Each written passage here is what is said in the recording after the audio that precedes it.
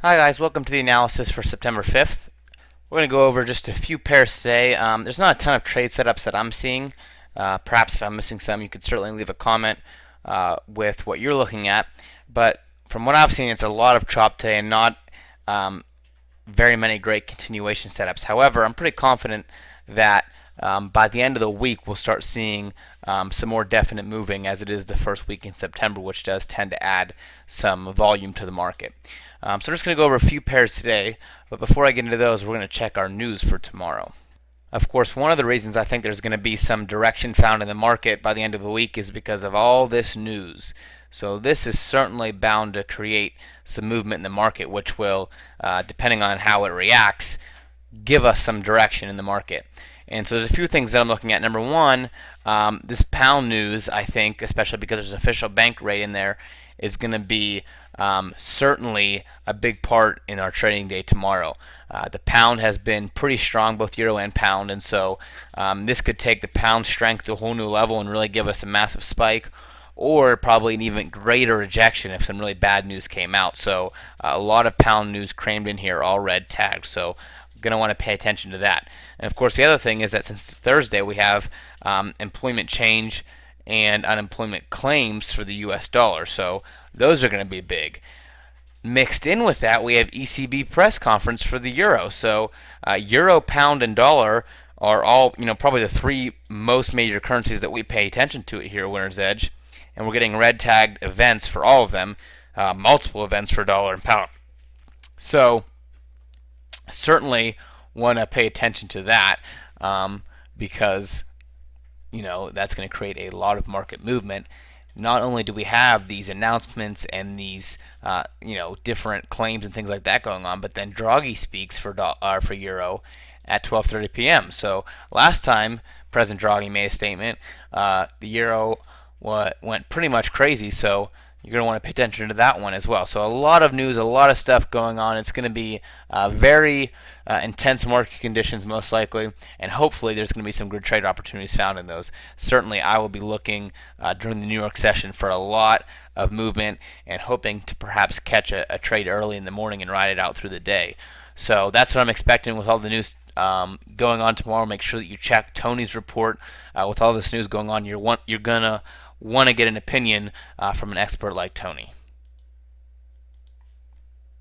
Next thing we're going to do is check our terms. Okay guys, so these are our terms, and I always like to point these out and be very clear about them because the government does have strict rules concerning what we're allowed to do, and so the most important thing is that you understand that we're not licensed or qualified for providing investment advice. This is just our opinions, kind of what we see in the market, and just a way to give you an idea of what to expect in the market without telling you what to do with your money. So it's important that you understand that. Make sure that if you don't fully understand these terms, that you do pause the video, read through those, and understand them. Okay. All right. So as far as analysis goes, the first thing I want to look at is the euro. Because yesterday I talked about a potential reversal sign. I thought there was enough evidence in the euro dollar short for a decent trade setup, and what I said was that I expected it to at least come down and test this level, and perhaps if we got lucky, a break all the way through that level. So we did see that price came right down into this bottom level of our triangle. So hopefully if you had a target there, you took the euro dollar short and you hit your profit target without any problem with a pretty good risk to reward ratio, and you made some money. If you were like me, you might have been thinking high risk to reward, and maybe coming all the way down for 50% and hitting a massive target in comparison to our small risk. Obviously that didn't happen, or at least didn't happen yesterday. We got a pretty firm beginning, heading all the way down past this level that we talked about. But price certainly did revert and head back up, and now we're right back up testing the top of the level here. So I haven't given up on the idea of a euro short that's going to break through, but yesterday we didn't get the continuation that we were hoping for. At least we didn't hold the continuation that we were hoping for, although we did see some decent continuation. So I'm looking at euro dollar as potential buy and sell. Of course, that's always how you want to look at the market, depending on what it does. This is a triangle, so if it tightens and breaks out, I think there's going to be a great buy opportunity. but I think that there's still a definite possibility for it to break out the bottom, and I think probably the news tomorrow is going to have a lot to do with how that happens. So definitely be paying attention to that. Again, read Tony's analysis. You're going to want to get his opinions and what he's looking at so that you can make a more informed decision on your trading. You got to check that out, and I will link to that below the video. Okay, speaking of euro and pound news, let's check out the pound dollar quickly. Of course, we can see that the pound is pretty similar and heading short and then reversing pretty much right back up to the top here.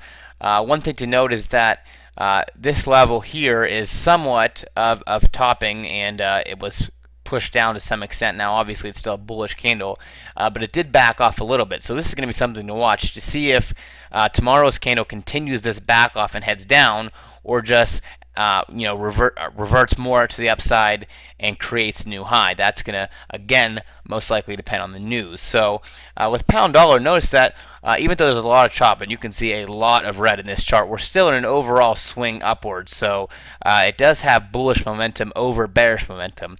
Now, certainly that's not anything that the news can't fix and shove this thing right back down. But it is important to kind of have an idea of which way the market is overall heading in the recent past, and I'd say that's definitely up. So keep an eye on pound dollar. Good pound news can certainly launch the pound strength to a new level, and of course bad pound news paired with good US dollar news could be a very impressive crash all the way back down into the middle of this level, in my opinion. Now, that might not happen in one day, but that would kind of be the catalyst for it to come back down into this area. So that news, again, should play a big role in what to expect in the market. I'm going to be watching it like a hawk, that's for sure. All right, let's check the AUD dollar. Okay, so here we have the AUD dollar, and again, we've noted that the AUD is very weak. It's getting pounded by most of the pairs, including the pound, which is somewhat ironic. But anyway, it's heading down because of the AUD weakness, and you can see that this was a little bit of a level here where I drew this line. Not a huge level, but it went through that pretty easily. This tail here in the middle of this downward momentum is a great signal for continuation. It's actually something that I was talking about shorting, but I was slightly worried about this little area of support, and so Fabrice, if you're watching, we probably should have taken it short. We'd be in good shape. But anyway, we are seeing some continuation. Now the tail, again, you can see shows that it backed off a little bit at the end of the day. And that doesn't mean that it's not continuing downward, but it's just not what you want to see. If you want to jump on a bearish momentum-filled trend, you don't want to see price back off at the end of the day. So again, that leaves me in a little bit of a situation where I'm not as confident to take this short as I would be if it closed like a bar like this one, where it's all the way filled out to the bottom. So that's something to keep an eye out. Maybe instead of taking on the daily chart because it didn't close as much as we'd like, wait for a 4-hour bar in the London session or something. Just look to take the trade maybe with a little more momentum on its side in terms of how the candle itself closes. And that's kind of what I'm doing with the AUD dollar as of now. Next, we're going to check out the EUROAUD because I want to show you just how weak the AUD can be if you pair it with a stronger currency. So here we have the EUROAUD, and you can see that the EUROAUD is definitely rallying, and that's an understatement, because the euro has been strong, and coupled with that AUD weakness, it just has taken off to a pretty incredible level. Now, if I scroll this back a little bit, you can see that one of the major levels that we were looking for was the bottom of this little U shape here where it rallied last. So this is previous strong support, which creates resistance. And you can see how EUROAUD just plowed right through that level. So pretty incredible the surge that we're seeing from EUROAUD, and we're getting beyond basically the majority of the resistance that's going to stand in its way. If I draw my fib level here, you can see that we crashed right through the 50 fib during today's bar. So the only fib level we have left is a 618. So it's pretty incredible the amount of strength that we're seeing from EUROAUD, and depending on the news tomorrow, we might even break through this level right here tomorrow. So keep an eye on that. If it breaks through 61.8, then there's no sense thinking that it won't come all the way up to the previous high. So just watch that EUROAUD. It is crazy. Next, we're going to look at the pound New Zealand, which is also on quite a tear because of pound strength and New Zealand weakness. Let me scroll this back here. When you look at the pound New Zealand, you can see that recently we're in somewhat of a sideways market with pound New Zealand, and we might perhaps be targeting the top of this range that we're in, which, let me show you, is about 1,000 pips away. So today was not as strong of a bar as we've seen because New Zealand gained a little bit of strength, but you do see that it is continuing upward without a shadow of a doubt. So keep an eye on that as well. And again, I don't know how many times I'll say that during this analysis, but the news should play a role in whether this continues or not. So keep an eye on that. Okay, let's check out the pound yen real quick. Okay, so this is the pound yen chart. And what you see with the pound yen is a lot of indecision, obviously. I was actually kind of planning and hoping for a pound yen long setup. I thought that with this rounding motion, with some upward momentum behind it, a good bar today would be a great long to take up to a new step. But you can see that today's bar actually did not end up being a very great bar. It's kind of a stall bar and not really a momentum-filled bullish bar. So it ended up not giving me any kind of long signal, unfortunately. But I'm still holding on to the idea that this pound yen might actually round up and set me up with a good trade opportunity. And that, again, will depend on how the news turns out tomorrow. So everything is kind of based on that. I would probably advise, for the most part, not taking trades in the indecisive market that we're in now with all the news coming out. But, of course, that's up to you and your own management of that. But that's just kind of my thoughts on it.